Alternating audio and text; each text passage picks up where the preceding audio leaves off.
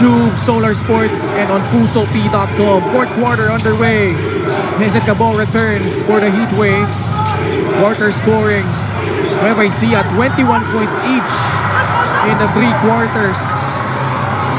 While Pangasinan got outscored in the first and third periods. Robles off the heel on that jumper. Alin Bulanadi. The crossover. Nice move. Counted. Plus a foul. Alin Bulanadi scores. Well, impressive finish by Alin Bulanadi. Getting that rebound and seeing that open floor, attacked it downhill. Gixer, great move of the game. Born for greatness. At a certain point in time, you knew he was going to go back to that left hand, but nothing so much that Robles could do, as you see Alin Bulanadi already lifted for that layup make. Bulanadi, his free throw, will cut it to 2, 63-61. Billy Robles, Ryan Costello, Christian Manaytay, Byron Villarias, and Jammer Amito, the unit for Coach Don Dulay. Villarias, Amito up top, hand off to Robles, guarded by Bulanadi. 8 seconds left on the shot clock. There you go. Villarias can't knock down that three, has missed his last 3 attempts from the outside. And all those attempts, Ken, were open looks, no? He just couldn't knock it down. Byron locates Manaytay.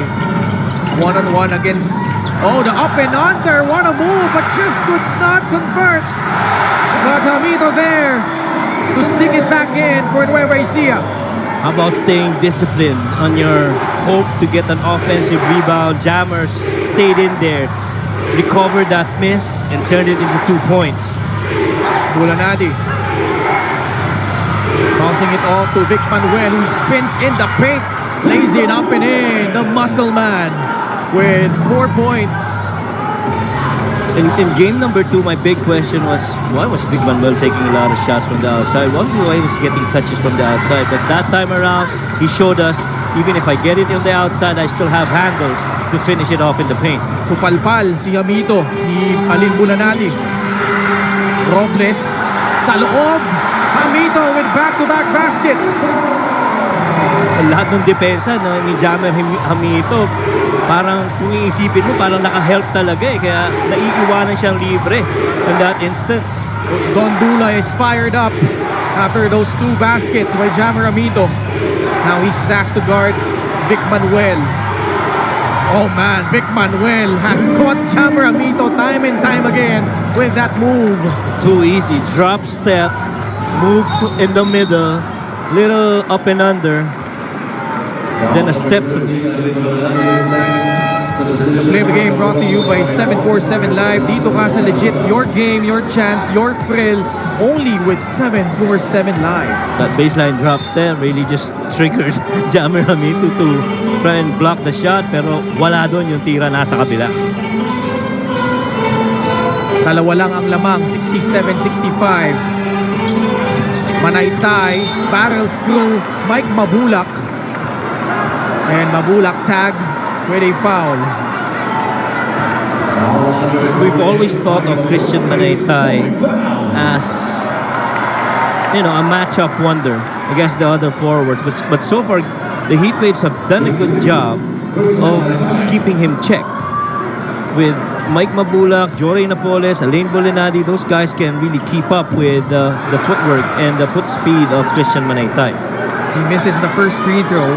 Played just close to 8 minutes in total in game number 2 after coming away with 13 points in game number 1. Ako, ang mas concerned ko dyan sa performance ni Christian Manaytay. He had only 3 attempts.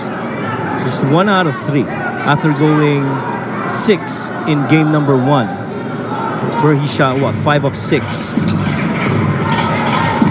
Bulanadi will bring the ball down for the the Heat Waves rather. Nasa loob na rin si Lervin Flores. Costello whistled for his 3rd personal foul. He's played a lot of minutes today Ryan Costello. Bulanadi. Back to Gabo. Manuel sizing up Jam Ramito again. Vic Manuel will earn himself 2 free throws. And after struggling in the first half, beginning to find his rhythm here in the fourth.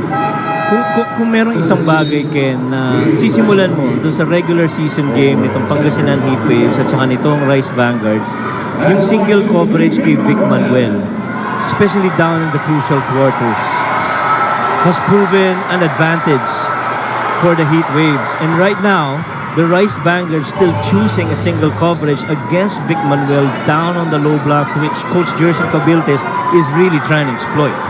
Vic Manuel averaging 13.5 points in this series. Hits both free throws and trims the gap to only 1. 8 points, 2 rebounds, and 3 assists for the muscle man. As we have a timeout by Nueva Ecija. We'll be right back after this short break.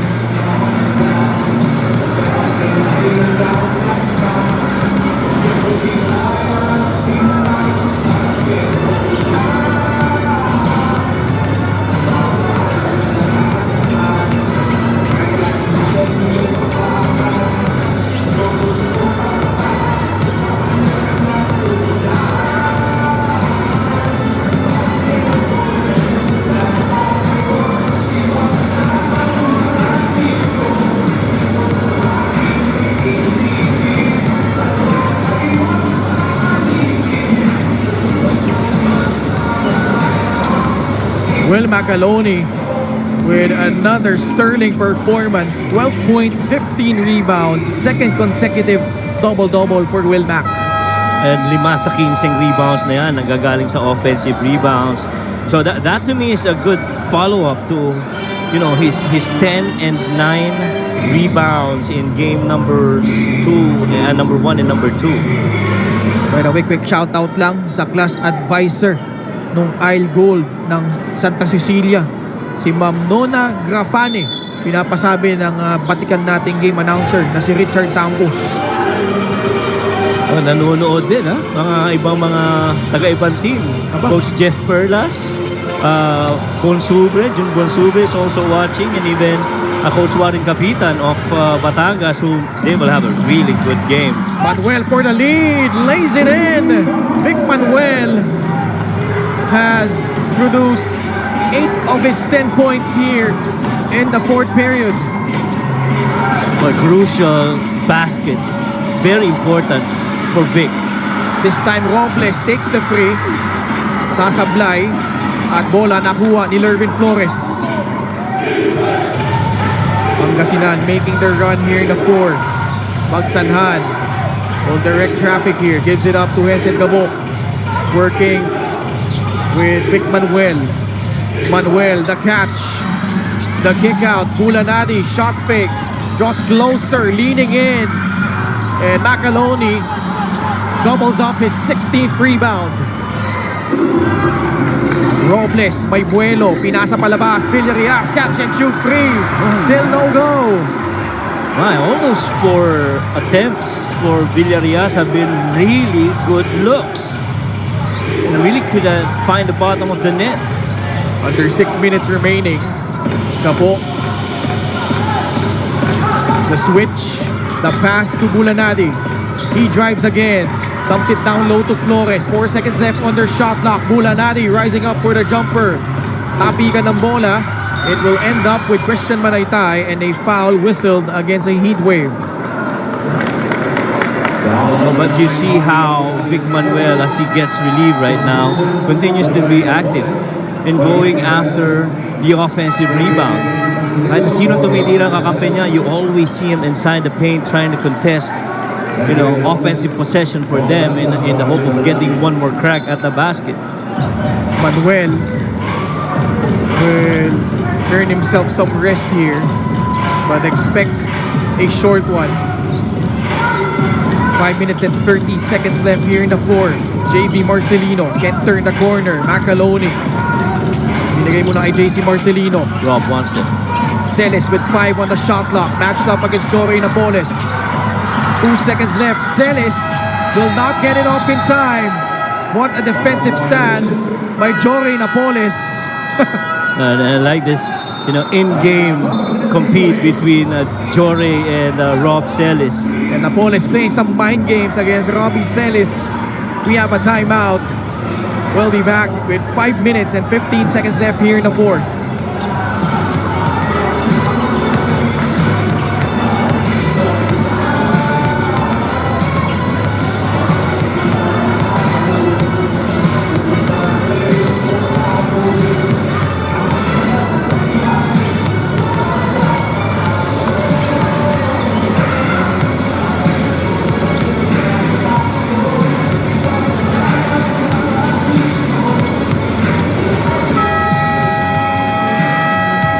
Jory Napoles coming alive here in the second half. 13 points in total to go along with 6 rebounds and 2 steals.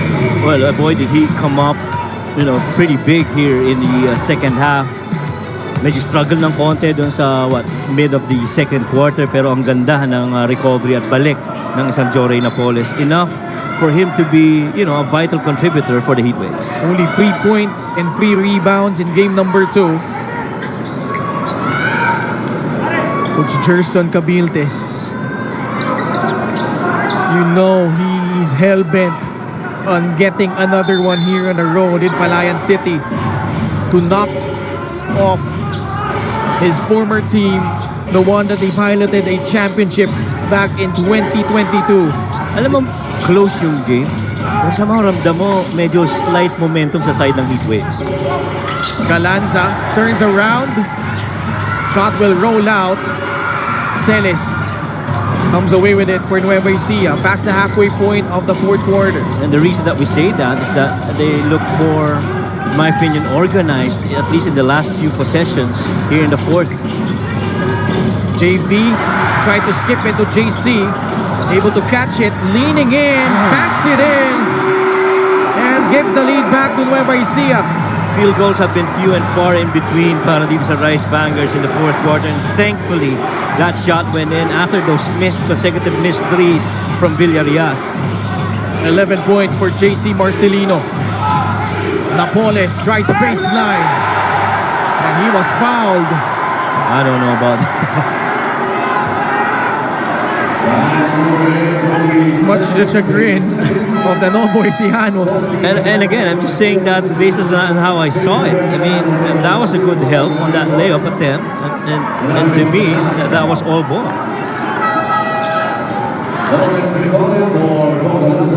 Napoles. 2 free throws coming up. He is 1 out of 3 tonight. Leading his team in scoring. But another big miss.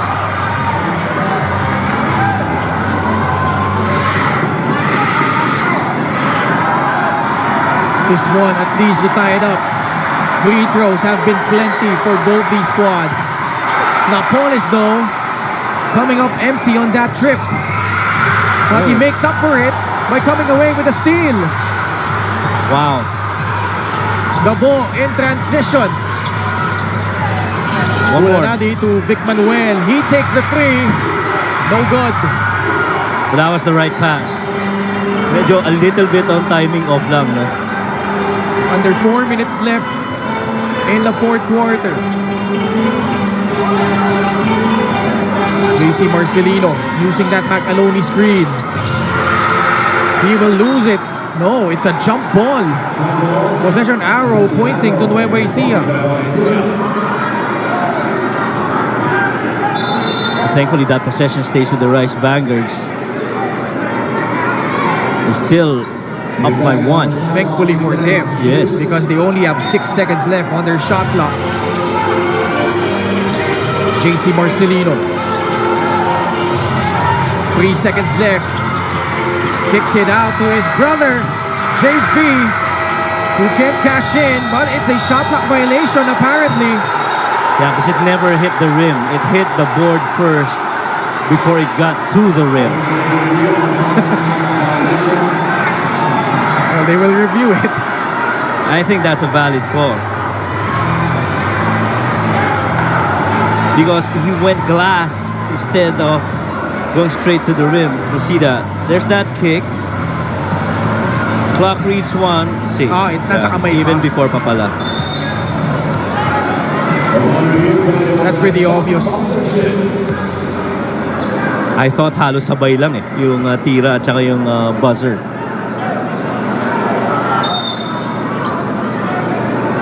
Three and 36 seconds left.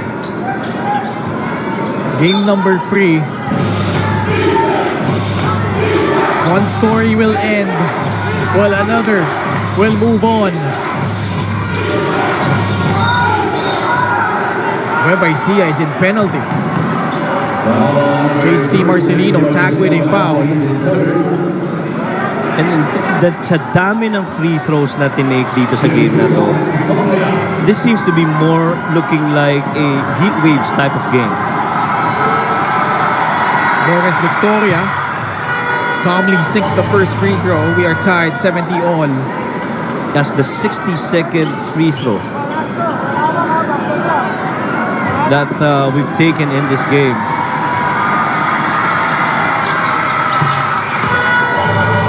18 lead changes and 12 deadlocks in this game. That's how close it has been. Pangasinan reclaims the lead. JC Marcelino will take his time against Hesed Gabo. Same action. Macaloni, the screen up top. They swing it to JV Marcelino. He drives, leaning in, and he gets the basket to drop. So far, the last couple of baskets have all come from the Twins. None so far from Will, none from Rob, and even Byron. This is where men separate themselves among boys. Manuel, the muscle man, this time matched up against Will Macaloni. 4 seconds left on the shot clock. Bulanani to bail them out. It will bounce out and a rebound controlled by JC Marcelino. That was a huge rebound for the Rice Vanguards. Bulanadi had a good look, but they secured that rebound. Macaloni providing the screen. Kick out pass, JV for 3!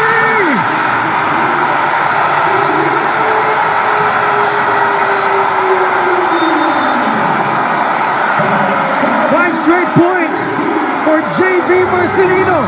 And this is not the first time we've seen that kind of three from JB Marcelino on that same corner three on the floor here in Palayan. 3-point shot brought to you by Extreme, their one-stop shop appliances. The last guy you would think of hitting a three at this juncture. JV Marcelino delivers. Timeout, Pangasinan. They're down by 4.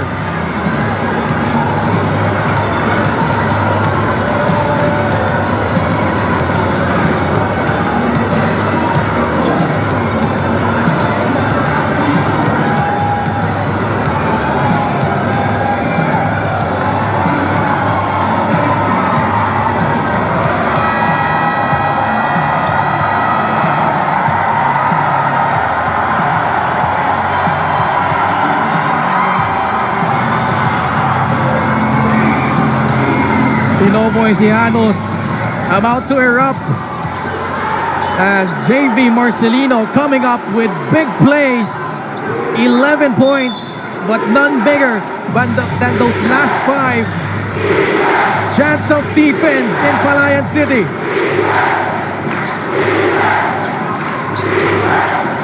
Alin Bulanadi. Stolen away by Villarreal. Ahead is Robbie Salis. He will lay it in. Nueva ECIJA is up by 6.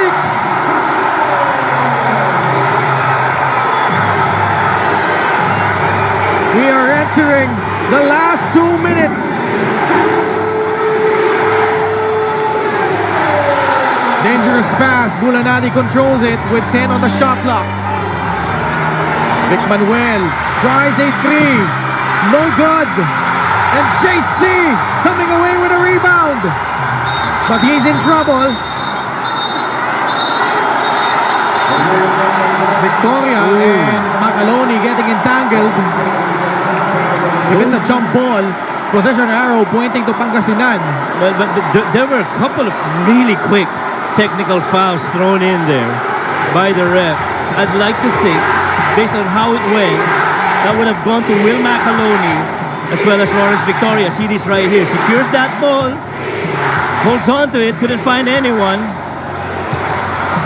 He got tied up. Tied up with Mike Mabula. Still no call there. There was pushing. I don't think there was really anything because McAloney was just trying to clear space for his teammate who was Yes. down on the floor. Yes. And it wasn't really a big nudge. Agree. Parang ano, you're trying to keep one of your key players safe from, lahat ng nangyayari sa loob. And I really feel that was a quick technical call by the officials. Because that's gonna be big. Because McAloney, that's gonna be his fourth foul. It is a double Exactly. technical foul between number 8, Lawrence Victoria, his second, and number 14, Will McAloney, his fourth. Ayun yung masakit. Double technicals. McAloney, who's been tremendous all series long. Tonight, 12 points and 16 rebounds. Bulanati. Manuel is free. He tries another free. Still no go. Nueva Ecija trying to cling on. McAloney swings it to JV Marcelino. A minute and 23 left here in regulation. 8 seconds left on the shot clock of Nueva Ecija. Villarias! No! And Gabo letting it sail out of bounds. That really would have brought the roof down here. Had the Nueva Ecija Coliseum had that gone in.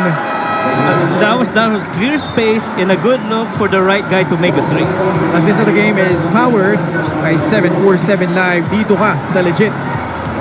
And Rob Sell is finishing it off after that turnover forced by Byron Villarias after stealing that ball away from Aline Bolanadi.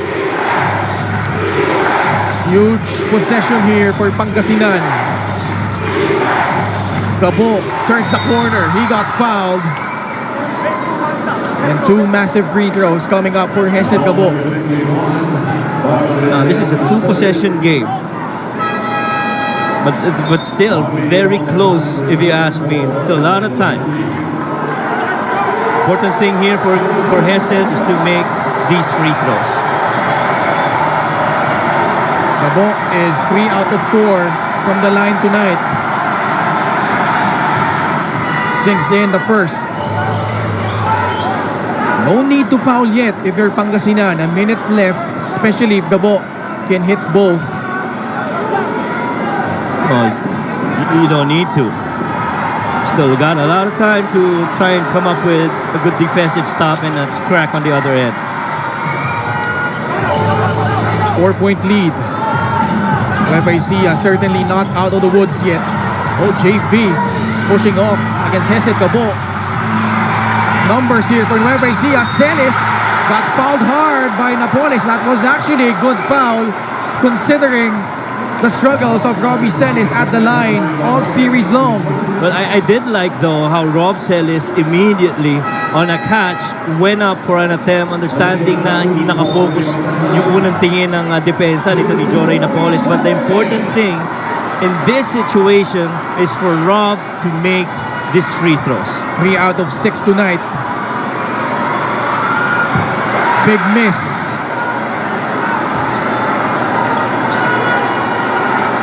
Bosbong on the edge. He is now standing up. Nueva Ecija has missed 10 free throws. 24 of 34. Celis rattles in the second. 78-73. Still a lot of time if you're Pangasinan. Gabo. Both teams in penalty. There's a Gabo. He drives. He kicks it out. Vic Manuel. High arcing free. It's good. Lead down to 2. Bob, they tried that numerous of times earlier, but this time Vic sinks it. And Pangasinan almost coming away with a steal. They will review it. Coach Gerson pleading his players to come back on the bench. Look at that drive by Hesed Gabo on that kick weak side.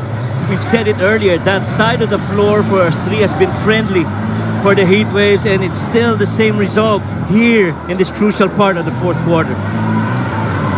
Let's see which player touched it last. This is gonna be a big call. Now the important thing, if you're Pangasinan, if in the event it stays with Nueva Ecija, you're just down by 2. You just need one more stop. One stop, that's right. No need to foul. You gotta go for the stop first. Now if you're Nueva Ecija, you still need to continue to execute here. A lot of time left on their shot clock. 18 seconds left. Now the big question here is, will the Heat Waves go for a 2-for-1? If they get the ball. If they get the ball, I think they're gonna get it. Well, whoever team in that matter, whether it be Nueva Ecija or Heat Waves. How about the guts of Vic Manuel after missing a couple of plays? He even had to adjust on that third attempt, but was able to still make it. You see that? That was that ball tap. It was off the ball, yeah. So Nueva Ecija with a basketball. Coach Don Dulay will sue for time. Still has 2 remaining. Will use one of them and will stay on the air and will listen in on this huddle by Coach Don. Well, after nung pagkakatawag na yun ng decision, ang senyas kagad ni Hesed Gabo kay Coach Gerson is challenge, pero hindi ganun ang gustong gawin ni Coach Gerson. He wants one stop. Byron, our zipper play, okay, here, okay. You got the ball here, right? This has got to be important here, okay? We're gonna 4 out here, okay? We're gonna look for Vic here. Baka mag-zone nyo ko ta. Order na kami pares. Okay lang. Basta makuha lang natin. Jesse, kunin mo ha. Hey, if this is Robbie, right? If this is denied, you gotta flash, okay? You gotta flash. Yes, sir, Mike. Go back on defense. Well, it's a hunt game. Now they're trying to hunt for whoever is defending Vic Manuel. He might be the one getting involved in some action, be it a 2-man game or he be the one to attack off of it. 3 fouls for Vic Manuel. And they've been successful with that high pick and roll action between JC Marcelino and Will Macaloni. Daming breakdown sa defense ng Pangasinan here in the 4th. They're having trouble inbounding it, and it's Bong Galanza intercepting that pass. Galanza all the way! We are tied at 78 all! Major miscue off that inbound for the Rice Vanguards. Didn't have anyone free. Rob Celis was right there, but he got fronted, and that skip, what a timing on that deflect by Bong, and just the presence of mind to go ahead and finish it despite the defense of JC. That was big. Bong Galanza, who has struggled all series long, making a big play on the both sides of the floor. Another timeout by Nueva Ecija. Well, we weren't able to catch on that timeout by Nueva Ecija. But to your point, Coach Mike, naging 2-for-1 because of that quick steal and basket by Bong Galanza. So for Pangasinan, one good stop. And if they secure the defensive rebound, they have the chance to close it out here in Palayan City. Precisely, Ken. And so this is important for the Heat Waves to remember you do not need to foul. 5 on the floor for Nueva Ecija, the Marcelino twins, Byron Villarias, Robbie Celis, and Will Macaloni. 14 seconds left on their shot clock. Zipper action, muffed. Oh, Manuel, not a good foul. Oh, man. They are in penalty. Oh, wow. Something they did not need. And look at the clock. Because at this point, it now becomes possible 2-for-1 for the Rice Vanguards. Macaloni with a clutch free throw. Sniper de Mexico, nanonood na. Pati si Javi Palanya. Si Apports. Apports. Macaloni with another monstrous performance. 14 points and 16 rebounds.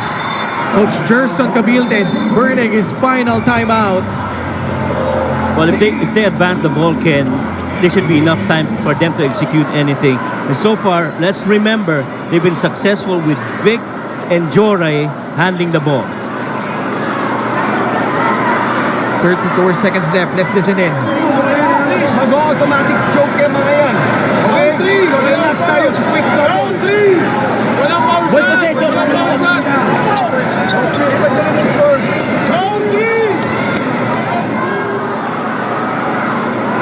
Coach Mike, 34 seconds remaining. Both teams, no more timeouts. Both teams in penalty. And Pangasinan is down by 2. Win or go home. Game number 3 in this North Division quarterfinals. And it wasn't enough to finish this in 2 games. Now we're still in it in the final 34 seconds with the Rice Vanguards up by just a couple of points with the Heat Waves having possession. Legacies can be defined here in the last few possessions. Galanza will trigger it in. He is joined by Joray Napoles, Vic Manuel, Aline Bulanadi, and Hesed Cabo. Manuel is free!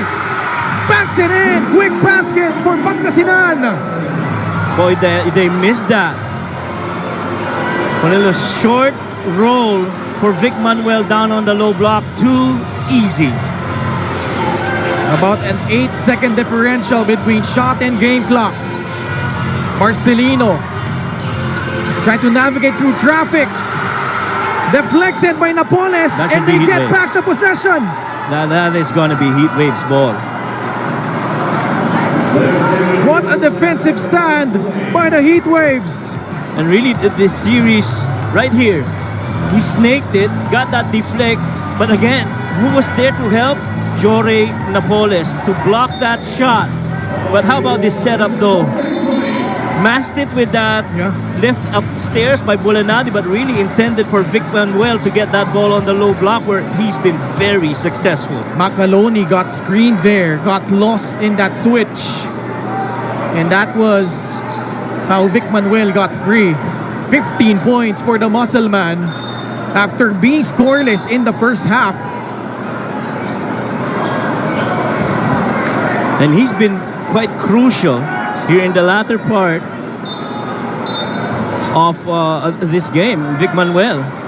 Really just coming alive at the right point of this game. What a game. 12 deadlocks, 19 lead changes. We mentioned how this was the most compelling series in the first round of the MPBL playoffs. And boy, it did not disappoint. And it might come down to this one last possession. Pangasinan with a basketball on the road, trying to knock out the Nueva Ecija Rice Vanguards at home. Hesed Cabo, 11 seconds left. Matched up against JV Marcelino. 6 seconds remaining. Cabo Too far. slips, takes a shot. It's good! God! Hesed Cabo knocking out his former team here in Palayan City. What a finish by Hesed Cabo. In certain points in the season, he's been judged to lead these Heat Waves. It was tough leading them initially, but to finish it off with that middle floater down the gut of the lane. huge play for Hesed Gabo. Coach Gerson Cabiltes under the microscope. The struggles Pangasinan had all season long. And boy, it has to feel good for Coach Gerson Cabiltes. Winning 2 games here in Palayan City. I tell you, Ken, this is one win of a series that I'm sure Coach Gerson will remember in his core memory for as long as he lives. This play right here, they thought he was going to Vic. He was the really potent